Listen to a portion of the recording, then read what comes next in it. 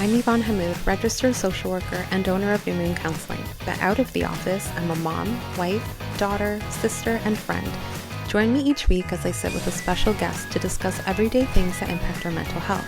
We'll be chatting about everything from mental health and relationships to media and current events, as well as personal experiences and reflections, all in the hopes of normalizing our humanness and helping you see that you're not alone. This is Outside the Therapy Room. Hi everyone, welcome back to Outside the Therapy Room.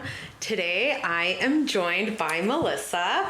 This is super exciting because we were just talking about it before we started recording, but I had met you virtually on social. No, I think I called you. Yeah, it was pre-COVID. We were introduced and we had a phone call.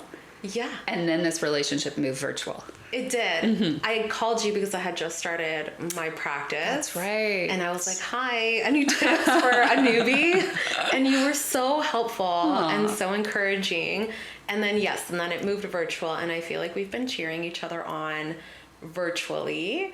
But this is the first time we've met in person. Isn't that wild? That's crazy. I feel like I know you, but we've only really connected virtually. Yeah. Mm-hmm. Tell us a little bit about yourself. You have a practice here called Inner Trailheads.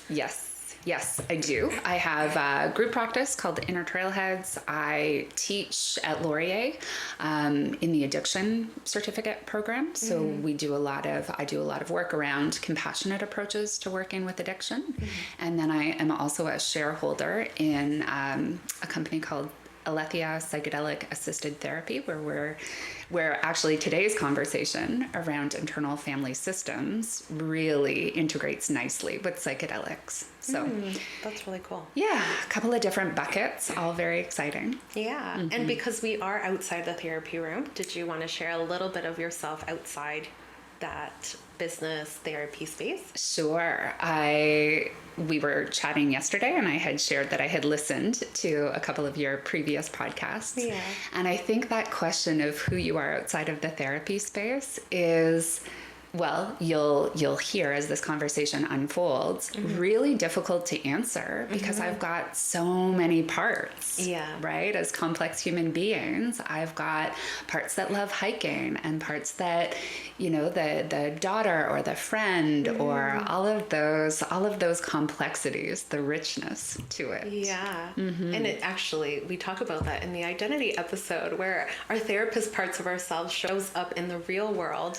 Right. In like little ways. For me, it's being annoying when I'm watching movies and feel like that poor person. I wonder what their childhood was like. Absolutely. I can watch horror movies if I can make a treatment plan, right? If only you had found a good therapist earlier, maybe you wouldn't have X, Y, and Z. Exactly. Yeah, that is so interesting. So thank you so much for being here today. We are talking about IFS, which if nobody knows, that is called, well, I guess it's the acronym for Internal Family Systems Theory or Therapy. I kind of had a giggle because when I asked the question on social media, like nobody really knew what it was. Yeah, that's surprising to me.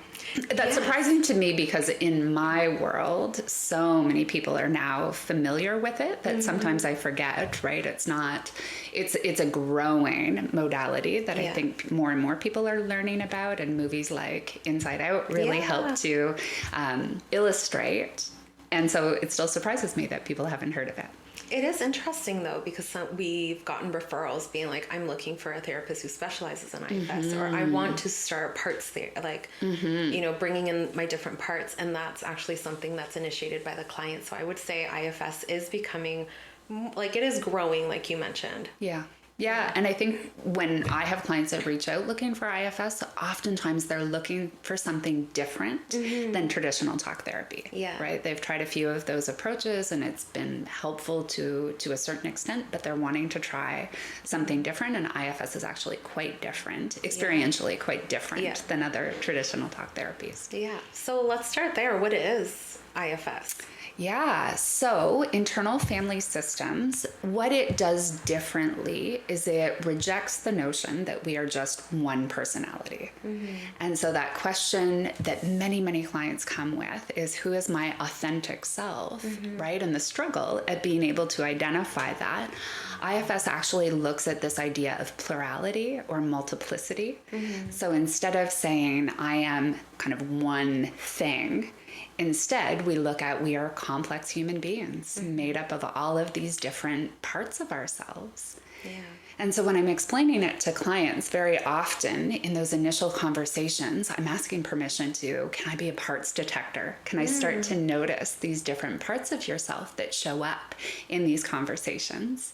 And so I find that really helpful to then give some explanation about we are all unique individuals because of these parts, but our internal systems tend to organize in a very similar way. Right. And so then we can start to map out these parts that we've noticed, right? To start to look at how is that internal organization kind of coming to light, helps make sense of the model. Yeah, and I think it's funny because when we say internal family, a lot of people associate that with the family, like the family dynamic, family therapy. But as you pointed out, it is the internal system within ourselves that's bringing these different parts or different, like, I guess, family members into the mix. So well, and I think as a social worker, what we were, when I learned in my MSW, is looking at kind of people within systems. Yes. And so IFS looks at systems within systems within systems. So your internal system, right, the way that landscape inside of you that gets organized, but that's shaped by your family system, that's shaped by the community that you're in, that's shaped by the country, the time in history, right? All of that system within system within system affects the way our internal system develops. I love that. So what's something that is important for people to know when it comes to internal family systems when they are approaching that as a modality to use in therapy? Yeah, that's a great question. We can dive into a little bit more about the model more specifically, but what's important for people to know is that this is different than traditional therapy relationships, right? So very often people come in and they're saying, I've got this problem, can you help fix it, right? Or give me some strategies, give me some interventions, give me essentially relief from the distress or the experience that I'm having. With IFS, we take a non-pathologizing approach, right? And so getting curious about really wanting to understand what the problem is, but also shifting that power dynamic. So instead of me, the client, consulting you, the therapist, what I view my role is to guide that relationship, right? To foster that relationship between you, yourself, and your parts. So in some ways, it kind of shifts the conversation that naturally happens in a therapy room. I'm not coming in and talking to my therapist. My therapist is instead helping to nurture the relationship between self and part. So I think in other modalities, we talk about, becoming your own therapist or learning to coach yourself through those moments. Yeah. With IFS, it's actually really developing a loving relationship with all parts of yourself. I love that. We speak a lot about giving ourselves compassion, giving ourselves understanding and validating these parts and trying to be curious about what's showing up for you in those moments.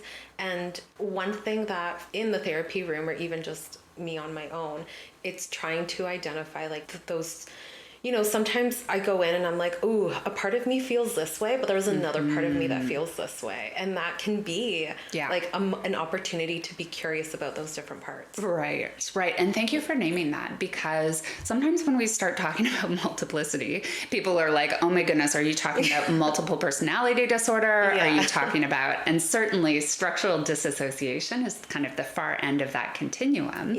But what we're talking about is that really common experience experience of I feel two ways about things. Yeah. Part of me wants to go out for dinner with friends tonight, and another part of me wants to put on PJs and binge watch Netflix. Yeah. Right? We end up in these polarities all of the time.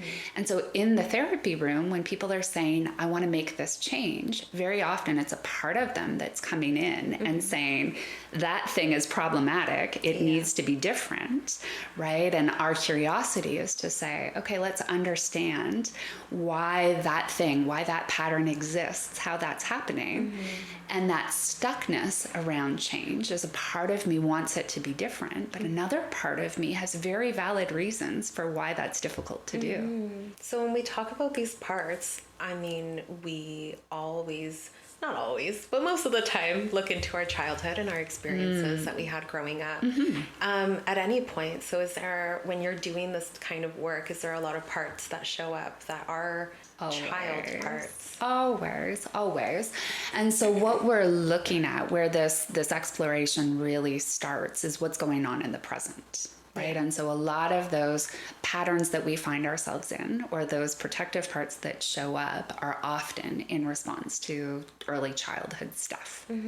And so I work with a lot of high performing clients. And so they'll say, oh, my childhood was great, right? Everything was okay. It was totally normal. First of all, I have no idea what a normal childhood looks like.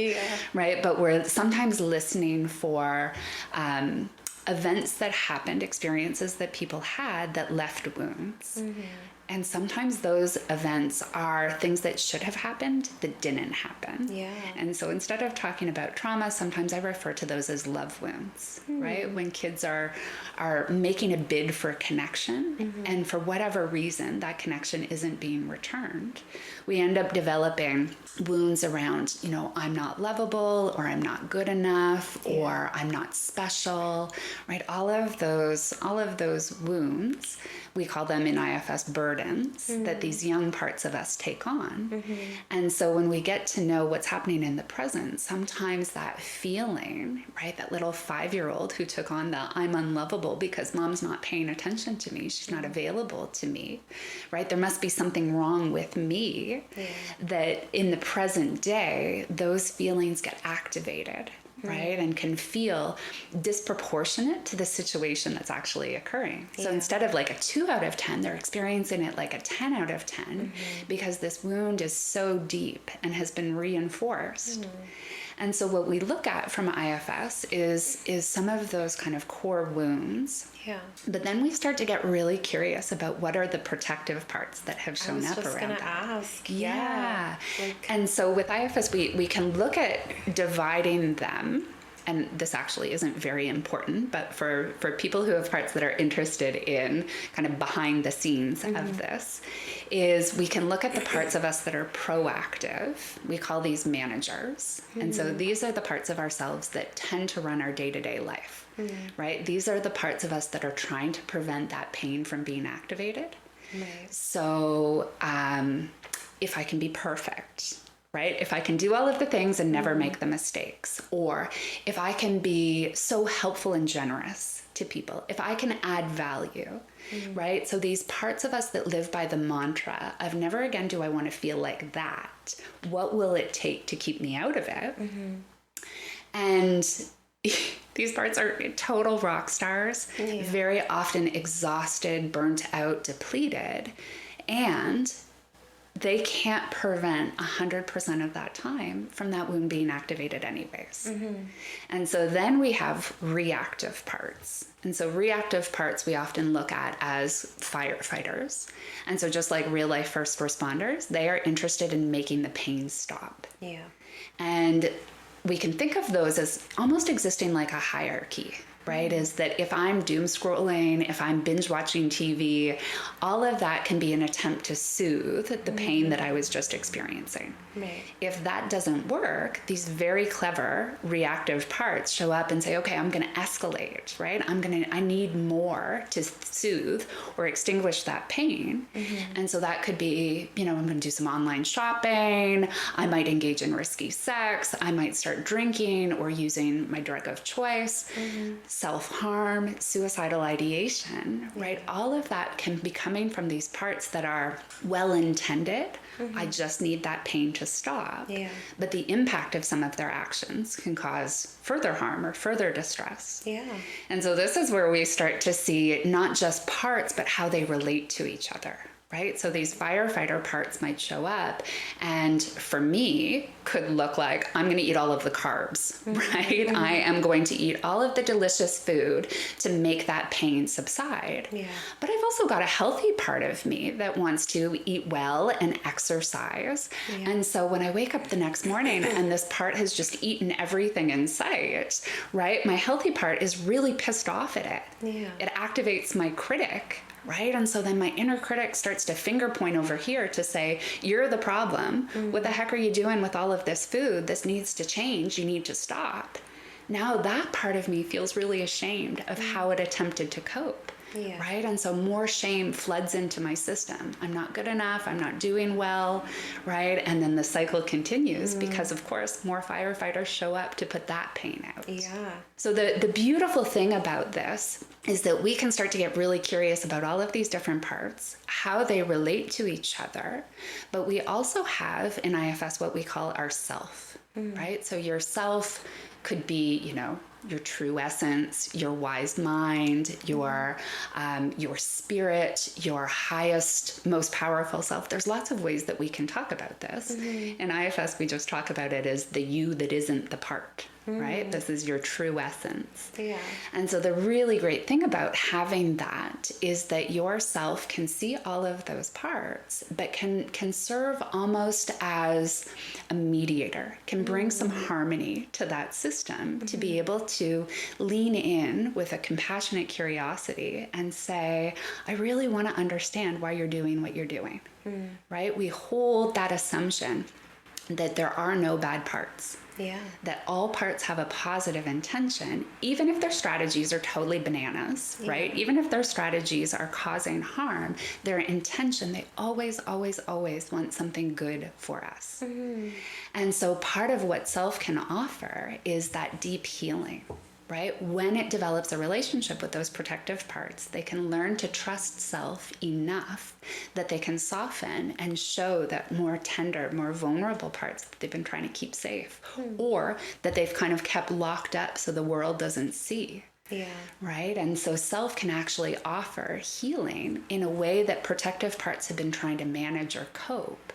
But self can go in and get to know and witness these tender parts to help them release some of the burdens, some of those painful beliefs or big feelings that they've been carrying around. Yeah. And then the really cool thing about that is with that burden released, that whole system, sometimes I talk about it like a GPS recalculating, right? Because those protective parts don't need to protect nearly as vigilantly as they have been, right? So they too get to be released from these roles that they've been obligated into, that are burning them out, that are exhausting them. And they get to go back to a more joyful way of being, right? We don't get rid of parts, but they almost get to like craft their job description a little bit better. How do you want to do this, right? What would that look like? And so sometimes I've worked with my own parts, right? I have a very hardworking part that wants to continue to work hard, but when it's been released from its role, it says, and I'd like to take evenings off or weekends off, or I'd like to go on vacation. Cool. I want that for you too. Yeah. Right? But healing what was underneath its hard drivingness, right? That's the only way that sustainably it can say, oh, finally, I can take a break. Yeah. I love the positive view of our parts, because even before you got to that, you were saying like the firefighters are so curious, or they're so, creative in coming up with tools that are going to help protect. And same with the protector parts, right? The managers, they're the superheroes. Like, there's such a positive view of all of these parts. And I think that that's so important, because sometimes we can be very critical of our parts. Like, I don't like this part of me that is really, I feel needy. I don't like this part of me. I'm so needy. And it's so negative, like a very negative view of that part of yourself. But learning how to look at those parts with more compassion and understanding. I think that that's I don't know. That was just something I picked up before you even went into that. And it's such an important point, because to me, sometimes I'll have clients who have done mindfulness practices before. Yeah. And so that creating space between kind of themselves and that thought or that feeling, such a beautiful thing about mindfulness. With IFS, we warm that up a little bit. Right. So I'm just not noticing with neutrality. I actually feel very loving and warm towards that part. I can appreciate that part. And so that relationship starts to feel different. But I think what you said triggered a thought, which is, as therapists, we tend to collude with a lot of our clients' manager parts, right? So when somebody comes into our office and says, I want to stop drinking, and we say, yeah, you absolutely should, right? We are siding with that manager that says that's the problem. Yeah. So instead, with IFS, we say, okay, tell me all of the reasons why, right? Like what impact has drinking had? Tell me why you want to change that. We're understanding the manager's perspective. Yeah. But then we're saying, is it cool if we get to know the part that drinks? And oftentimes when we get to know those parts, they're sharing with us, there's a lot of pain, right? If I stop drinking, how would I go to sleep? Right? How would I be able to shut down my monkey mind that is criticizing everything that I've done? And so then we start to connect the dots around, would you need to drink so much if that inner critic wasn't so loud, right? And we start to negotiate with those parts that are in polarity, right? That are, I sometimes talk about this as a tug of war. You can't give up your end of the rope for fear that this one will get too much power, will become too loud. If I don't drink to shut down my inner critic, how am I ever going to go to sleep at night? It's replaying all of these scenarios over and over. Right? Then we can turn to the inner critic, which is probably one of our most misunderstood parts. Right? Our inner critic isn't trying to hurt us. Often it's trying to motivate us. It believes we have potential. It thinks we can kind of achieve or do certain things. But its strategy is, I'm going to ride you hard, right? And so then the invitation is, what if you didn't have to do that? It's like the tough love. Like inner critic is giving us that tough love, which like is motivating us to get things done at times, but it's heavier. And again, we're not trying to get rid of parts, even the inner critic, which can be sometimes surprising to people, right? When they think, shouldn't I get rid of that? Shouldn't I quiet that voice? But instead, we take the approach, all parts are welcome. Right? So if these were parts sitting around this table with us right now, we might invite that inner critic to say, hey, what do you need me to know? And the inner critic might have said, you really dropped the ball on that podcast. That did not come off well.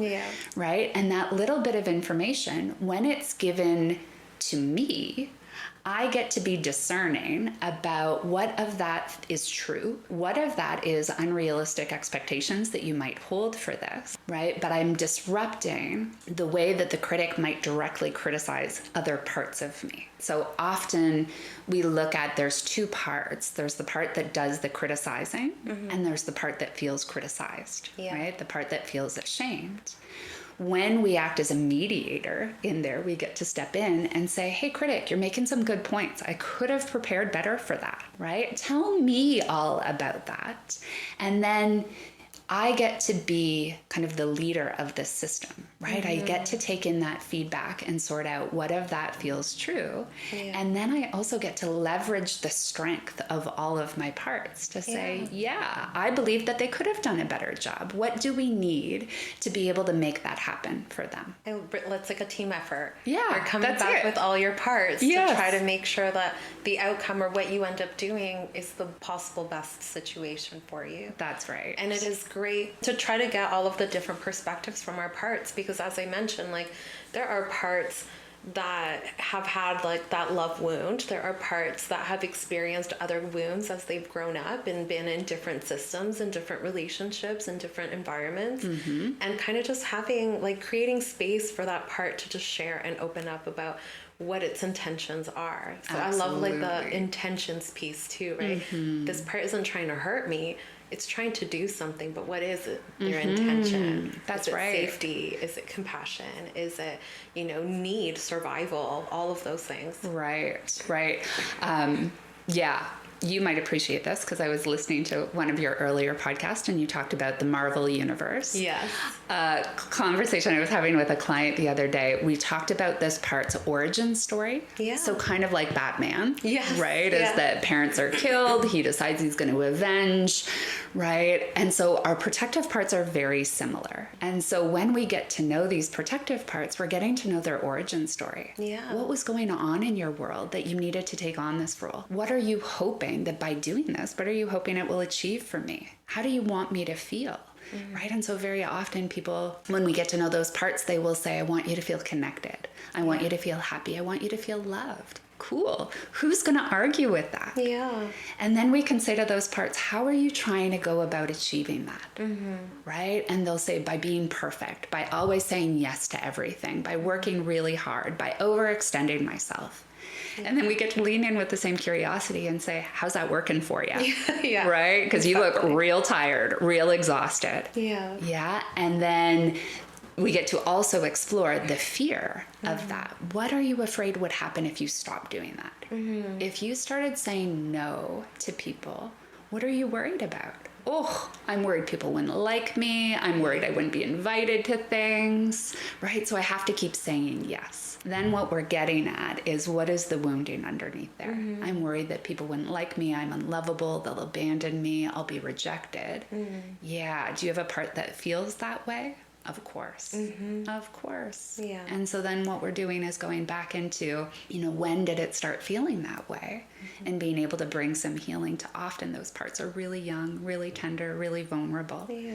Right? Going back to those moments. I like the connection that you made to the origin story, because I think often if we're looking at like movies or superheroes, we can look at their origin story and we can understand why they did what they needed to do. Batman lost his parents. He was young. Of course, now he's trying to protect, right? Like, we can understand that when we're watching it from someone else. But I think what I'm hearing from you is like, okay, let's bring that more internal towards ourselves. Yeah. We can hold compassion for other people, for characters from movies, shows, TV, books, whatever. But sometimes it's a little harder for us to kind of hold that compassion for ourselves and view those parts of ourselves and what their intentions are, why it's coming up, understanding the origin story.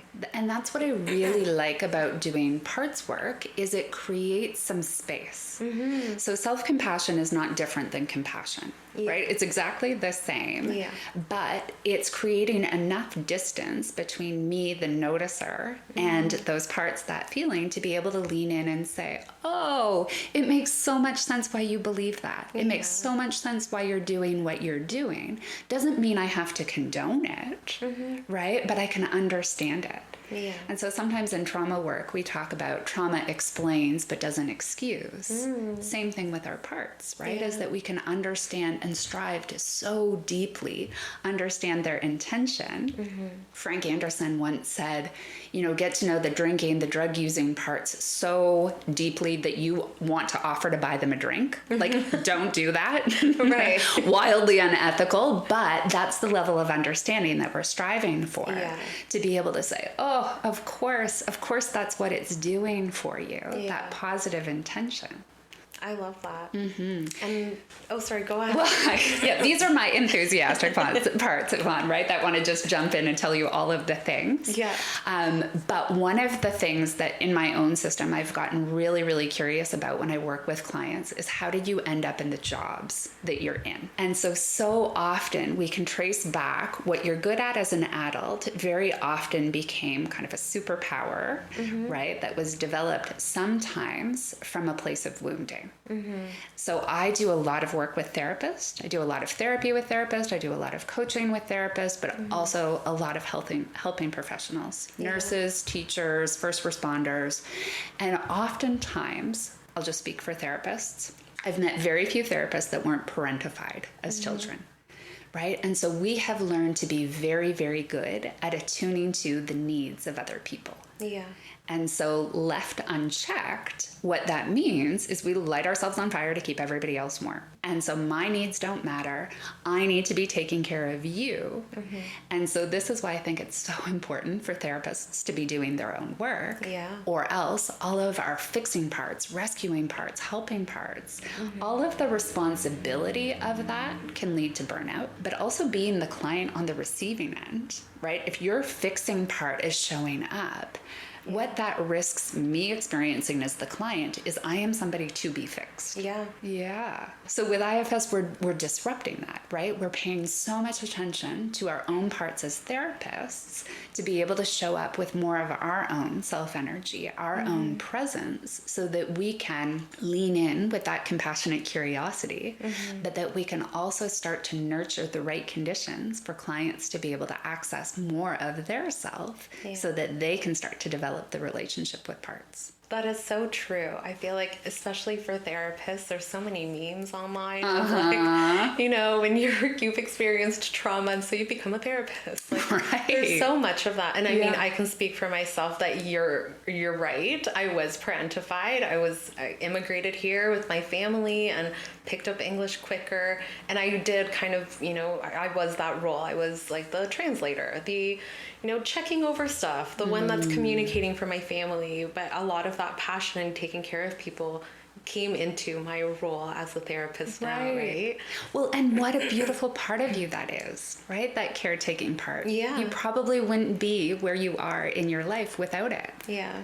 And so we can express so much appreciation for those parts of us that made this possible. And we also need to tend to them, right? Because they can overextend or burn out or get fatigued. Yeah. And we get to say, oh, buddy, you don't have to do that all by yourself, right? Yeah. We've got a whole internal team. And it's also okay to build up external supports. Yeah. And as you said that, like, I noticed that part. There is a caretaker part of me. But somewhere throughout my life, this other part came where it was, okay, I need to take care of myself too. So the boundary part, whatever part we want to call it or label it, but it was like, I can take care of people, and it's also important for me to take care of myself and set those limits and those boundaries and all of those things. So yeah, it was interesting how that just also popped up now as well. Yeah. And I mean, that's so true. And then to listen to how those two parts might have competing goals, right? You get invited to do something. A friend invites you out or says, I need to talk. I just listened to your friendship podcast, right? And so listening to the polarization between part of me really wants to show up and be available to them and to listen to them. But I've just had like one hell of a week and I am exhausted and depleted. And so my boundary setting part wants to say, how dare you take advantage of me? I'm not a therapist on call available for you 24/7. Exactly. Right? And we're in this kind of parts battle where, and so you even just being able to say, hey, I hear both of those perspectives. Yeah. Right? They're both so valid. How are we going to find a middle path here?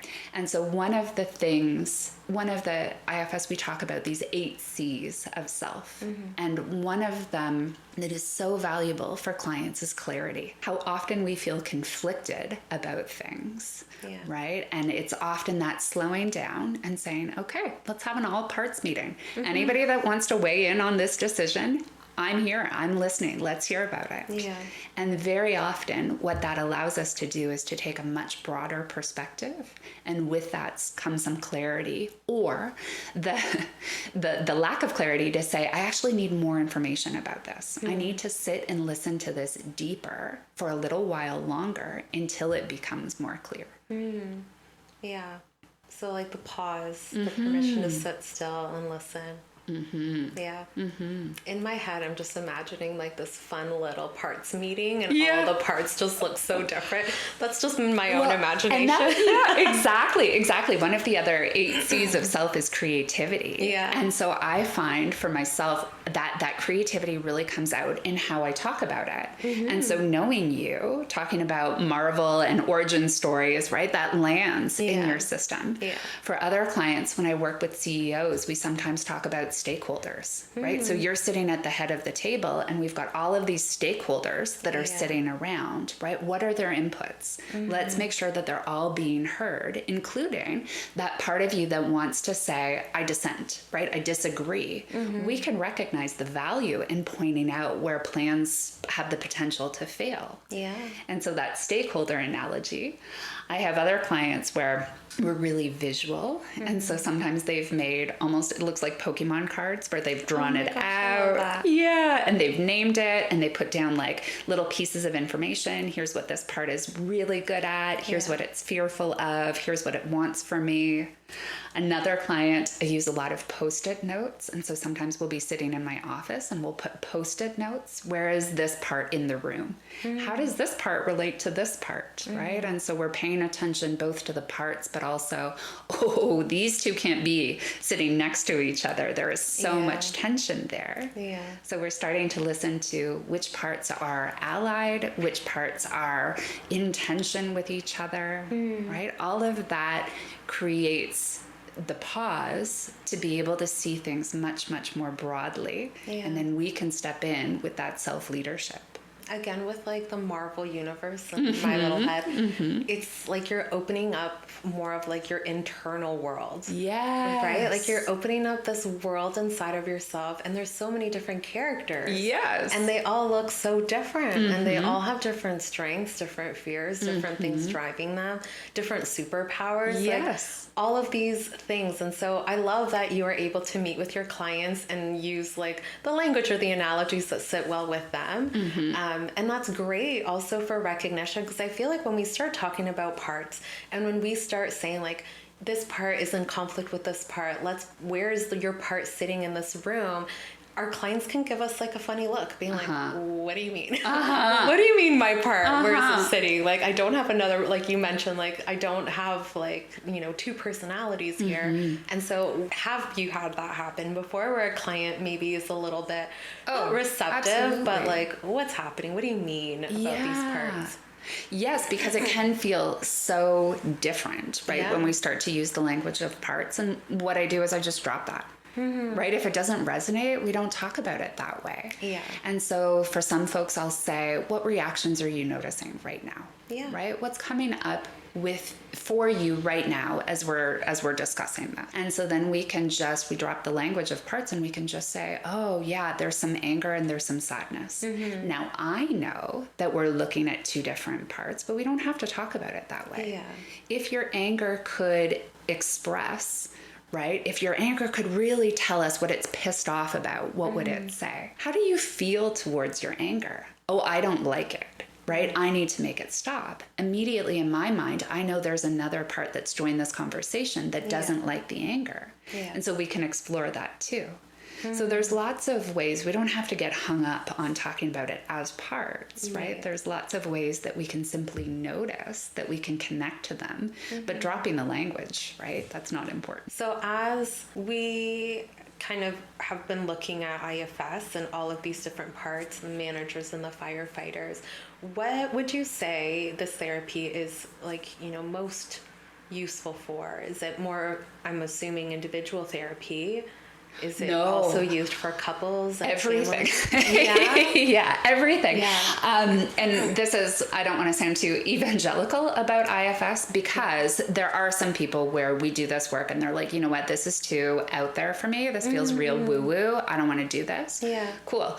And so it's not for everything, for everyone. I don't think anything works for everyone. I agree. That's cool. We just drop that. Yeah. But IFS can be so widely applied that I know when I first started training in this, all of my therapist parts that were like, ooh, I want to have more tools to be able to offer people. I want to learn about this. I was not expecting the way that it would actually change my own way of moving through the world. And so who does it work well for?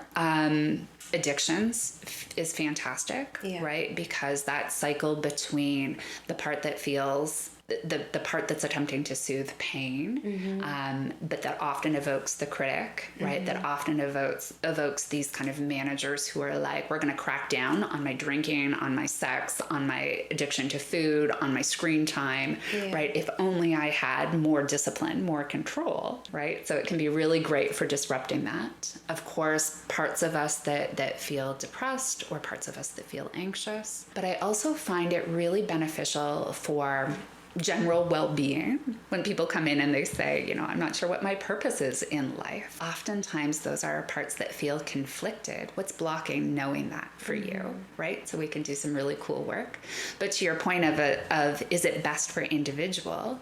There's a whole stream of IFS called IFIO. We love our acronyms. Yes, we do. Intimacy from the inside out. So, inside out, the first one, that scene where Riley's sitting at the kitchen table with her parents. Yeah. And you get to see kind of all of the parts that are inside of her, but then also like mom's parts that are concerned, dad's parts that are watching football, but then that interaction between mom and dad. Yeah. And so IFS can be really helpful for couples, right? To be able to explore what's happening for me.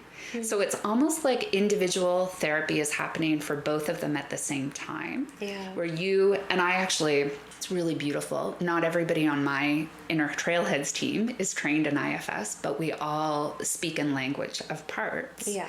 And so we had a team meeting the other week, and one of the clinicians said, you know, when you said what you said, I got really activated, right? Like I'm noticing my response to this.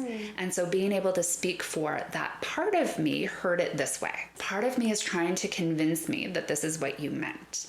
And so even just being able to speak for those parts puts that on the table where the other person was able to say, oh, I understand why it would have heard it that way, but here's what I actually meant to say. Or thank you for naming that.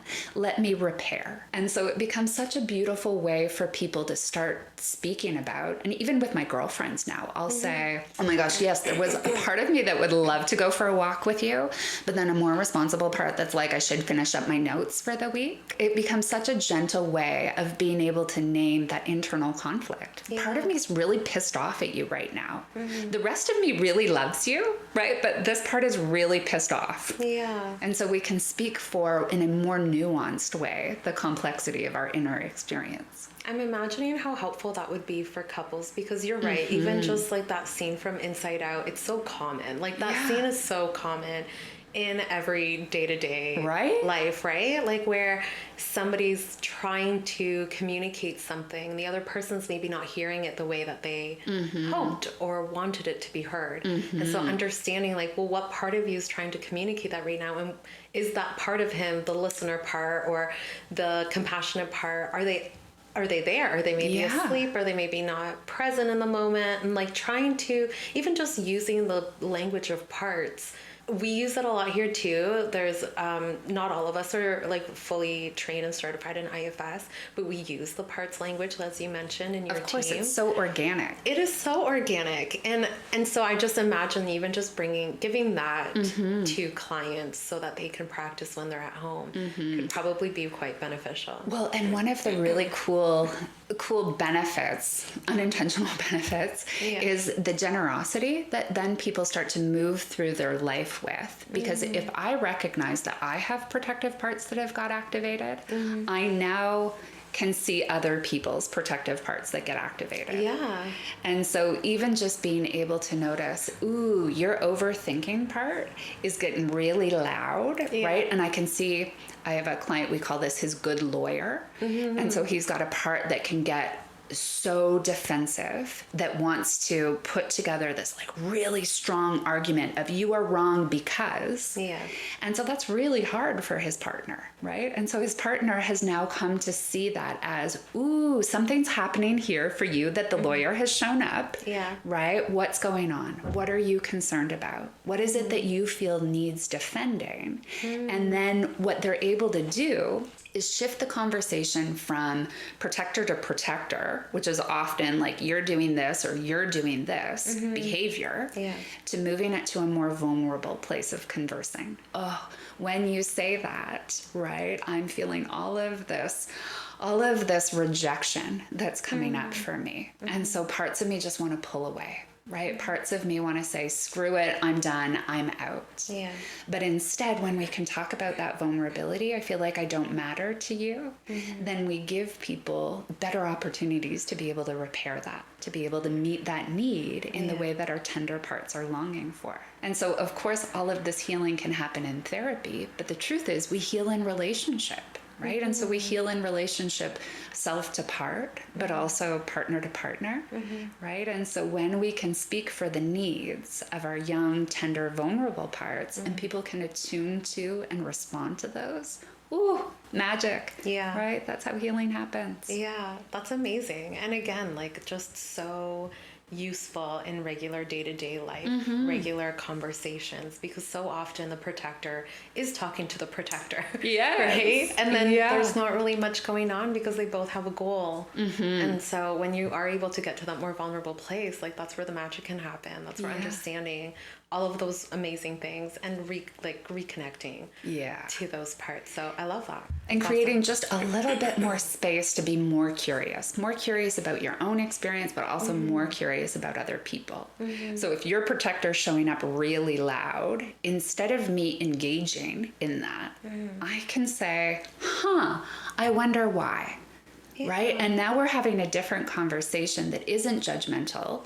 You need to stop showing up like this. But rather, I can hold some space to say, something's happening. You want to put some words to that? Yeah. Right? We can lean in with more curiosity.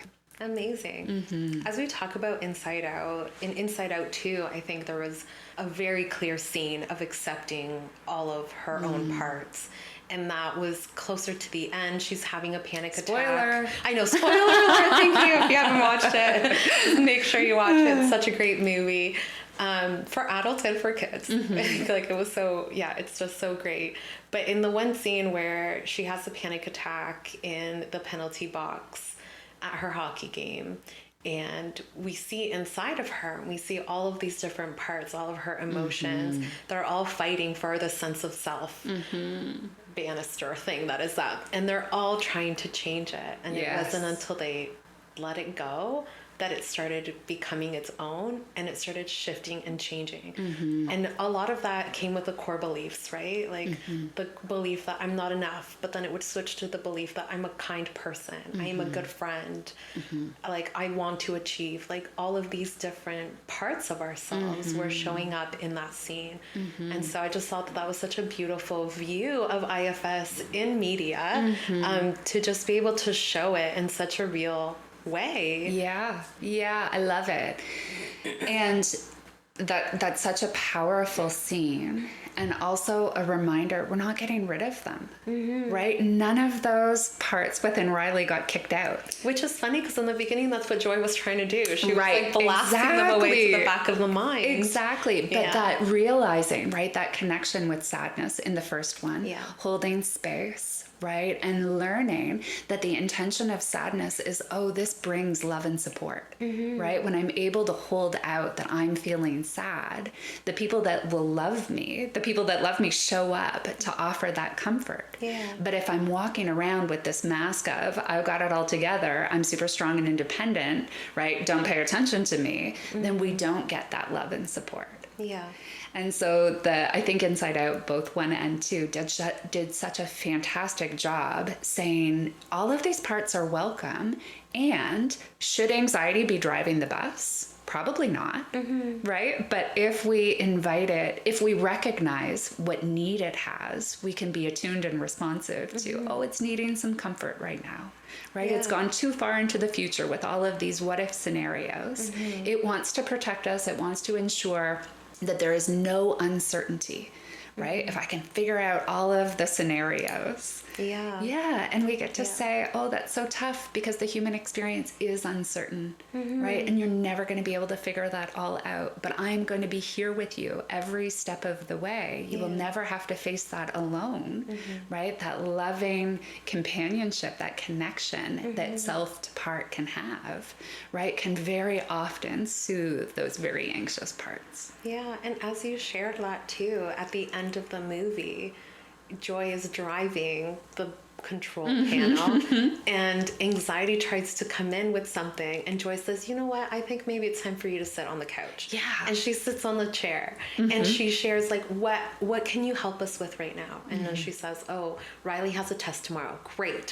Thank you for bringing that up. And it is such a beautiful illustration of bringing in those parts into the conversation. Yeah. What a great example of leveraging the strength. Right? Yeah. So instead of seeing fear as a bad thing, instead we get to say, ooh, what could you help with?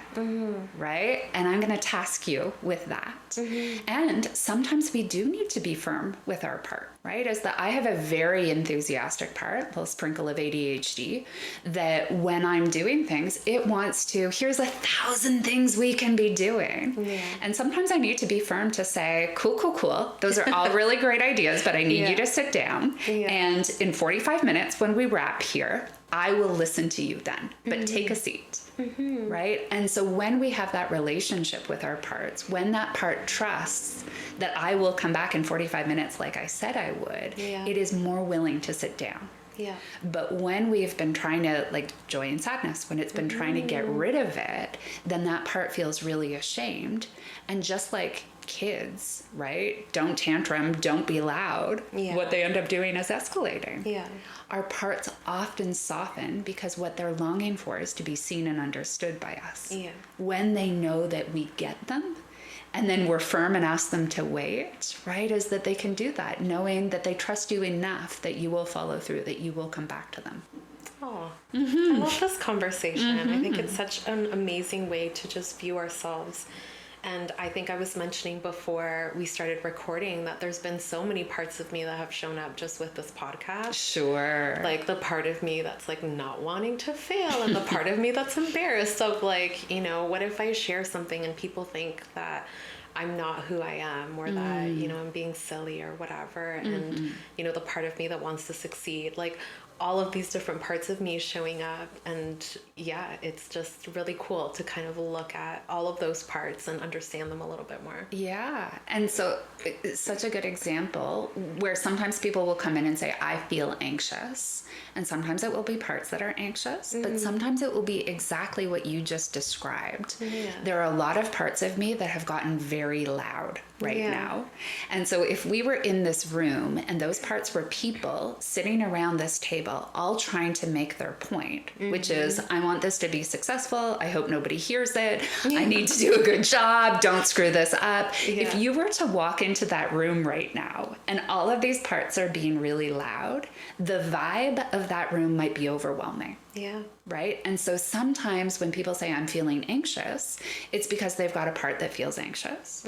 But sometimes that anxiety or that overwhelm can just be this really loud system that doesn't have a lot of harmony, that has a hard time listening. And all of these parts are just escalating, trying to grab some airtime. Yeah. And so when we show up and we can say, hey, I'm listening, but you got to go one at a time, right? I can't hear you if you're going to interrupt, right? That all of that starts to settle, and even our anxious parts have space to be heard. Well, just like anxiety in Inside Out needed to be heard, served a purpose. Yeah, that's amazing. Thank you so much for sharing. Is there any last thoughts that you have on IFS that you would like people to know? Oh my gosh, my enthusiastic parts could talk for hours about all of the other... So could my enthusiastic parts. All of the other ways that the applications of this. But yeah, give it a shot. It can be so creative, and there is no one way to do IFS. Yeah. And so finding somebody that can help you do this exploration, right? That can get to know, because the therapeutic, this is the last thing I'll say, therapeutic relationship matters.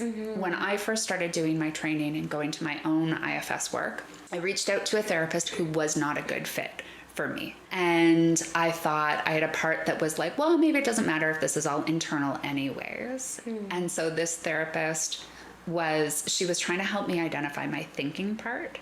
So many of us have really strong, like, logical, stoic thinking parts.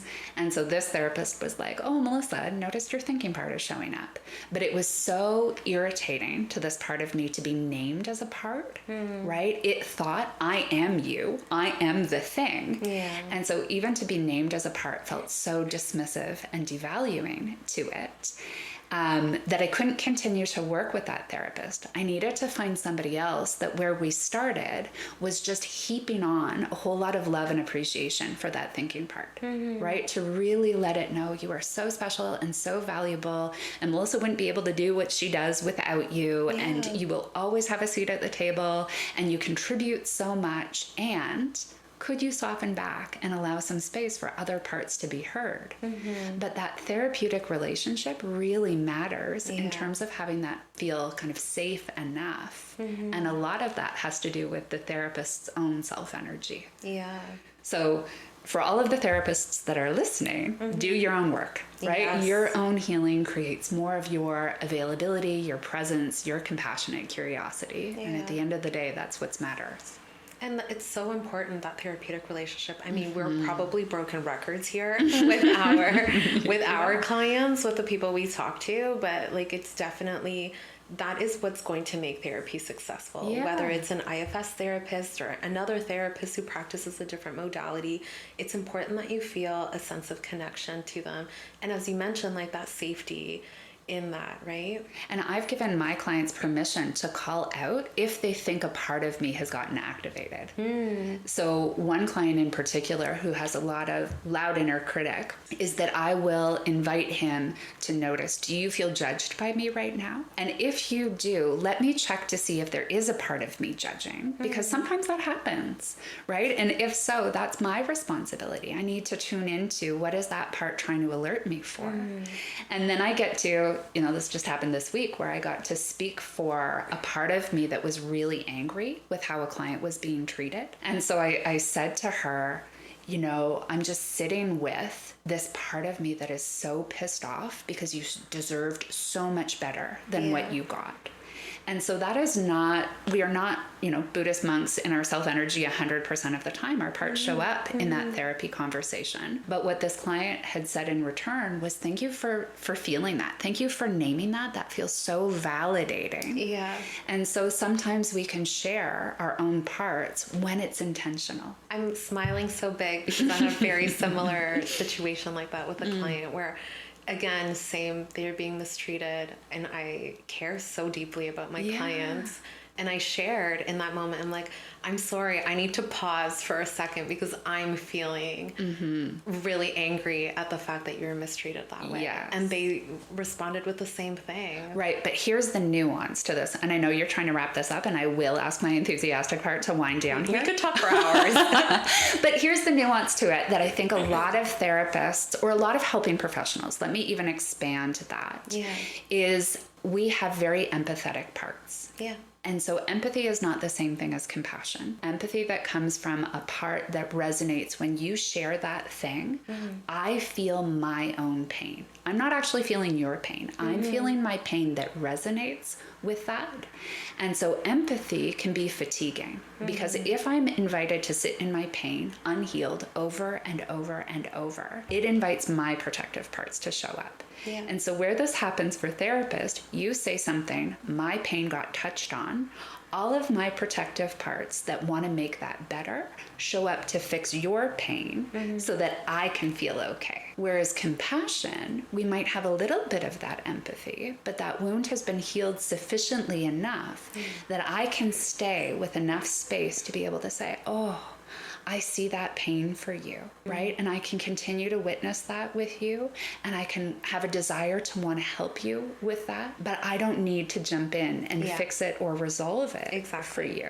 Yeah. And so compassion allows us to have long, sustainable careers, whereas that empathy, right, can lead to burnout. Yeah, for sure. And it's keeping that boundary as like a therapist or a friend that is, on the listening end of somebody venting, like in whatever role you are, that empathy, you can take it with you. And it does lead to burnout. It can also lead to resentment. And if it is a friendship and it's not a therapeutic relationship, if it's a friendship where you are the one that's listening in all the time, it can build that level of resentment when you don't feel like you're being heard in the same way. Yeah. Right? And so I like to think of boundaries as how much space do I need between you and I so I can continue to care. Yeah. And so if I've got a friend that reaches out after a really hard week, it's my responsibility to be able to say, do I have capacity for this? And my boundary might look like, oh, I love you. I'd like to be there for you.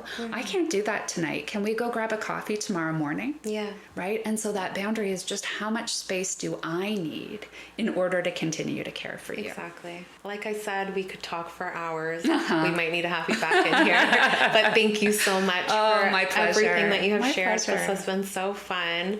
And I hope we get to see each other in person more often. Right? We're just around the corner. Just around the corner from each other. Well, thank you so much. Again, Melissa, you can find her on Inner Trailheads on social media. Yep. Okay, cool. Instagram, Facebook, LinkedIn, all the places. Is it just at Inner Trailheads? Yes. Okay, awesome. That's where you can find Melissa. It'll also be in the show notes. But thank you so much again. And make sure to follow us also at Outside the Therapy Room. And we'll see you next time. Thanks. Bye.